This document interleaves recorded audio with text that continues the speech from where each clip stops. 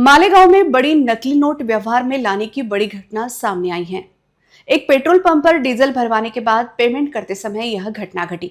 Children bank of India छपे नकली नोटों के इस्तेमाल से मालेगांव में हड़कंप मच गया है। पुलिस ने इस मामले में 7 लोगों के खिलाफ केस दर्ज किया है। वाशिम के मालेगांव पुलिस स्टेशन की सीमा में एक कार में आए कुछ लोगों ने एक पेट्रोल पंप पर डीजल भरवाने के बाद 500 रुपयों की नोटों से नकद पेमेंट किया। हालांकि जब इनमें से कुछ नोटों पर शक हुआ तो पेट्रोल पंप के कर्मचारियों ने उनकी जांच की। तब कर्मचारियों ने देखा कि उन 500 की नोटों पर चिल्ड्रन बैंक ऑफ इंडिया लिखा हुआ था। इसके बाद कर्मचारियों ने तुरंत पुलिस को सूचित किया। जब पुलिस मौके पर पहुंची और गाड़ी की तलाशी ली तो उन्हें गाड़ी के भीतर लगभग 23,50,000 रुपए के नकली नोट मिले। पुलिस ने गाड़ी में मिले नोटों को जब्त कर लिया है और इस मामले में गाड़ी में सवार 7 लोगों के खिलाफ केस दर्ज किया गया है। इस घटना से वाशिम जिले में काफी हलचल मच गई है और मालेगांव पुलिस इस बात की जांच कर रही है कि इस नकली नोटों के रैकेट में कोई बड़ी हस्ती तो शामिल नहीं है।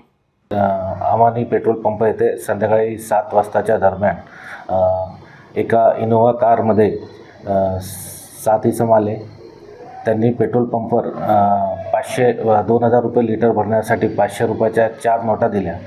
त्यामध्ये 2 नोटा असली होत्या आणि 2 500 रुपयाच्या नोटा या नकली, त्यावर चिल्ड्रन बँक असे लिहिलेले होते आणि त्या हुबेहूब 500 रुपये नोटासारख्या होत्या। हे पेट्रोल पंप चालकाच्या लक्षात आल्याने त्यांनी त्वरित पोलीस स्टेशनला कॉल केला। पोलीस स्टेशनची सर्व टीम तिथे जाऊन त्यांनी संबंधित कारची झडती घेतली असता त्यामध्ये 500 रुपयाच्या नकली नोटा आढळून आल्या। त्यामध्ये जवळपास 23,50,000 रुपयाच्या 500 रुपयाच्या नकली नोटा होत्या। यामध्ये पोलीस स्टेशनला येऊन त्या 7 इसमांविरुद्ध गुन्हा दाखल करण्यात आला आहे आणि पुढचा तपास सुरू आहे।